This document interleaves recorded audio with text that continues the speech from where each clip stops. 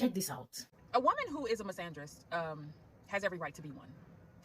For those of you who don't know what misandry is, if you've been hearing that word floating around social media, it is the hatred of men. Now, personally, I know for a fact that most women don't actually hate men.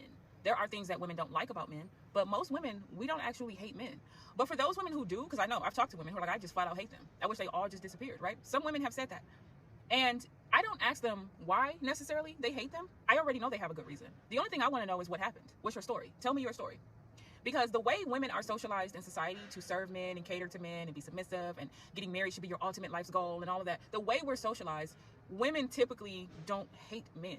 And because we're socialized that way, it doesn't make any logical sense that a woman would just wake up randomly out of nowhere and say, you know what, I hate men. Like, that's just not logical. That's not how it works. Women tend to hate them because of the horrific, traumatic experiences that men have put women through. Women who, I guess, go through their lives wanting to stay away from men, it is typically because they have been used, abused, they've been SA'd or molested as a child, or they've been discriminated against, they get disrespected, the catcalling is disrespectful, then if you don't give a guy your number, you can get punched in your head or hit with a brick or unalived, because that happens a lot, especially nowadays, right? So women typically have a good reason to fear you.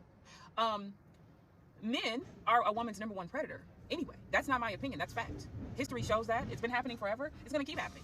So if you don't like it, change the nature of men.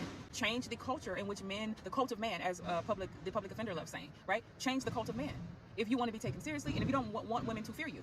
If y'all are not willing to do the inner work and hold each other accountable and all that, then you can't be mad that every day more and more women, thousands and thousands of women all over the world every day are waking up to the fact that you're not going to get the love that you thought you were going to get.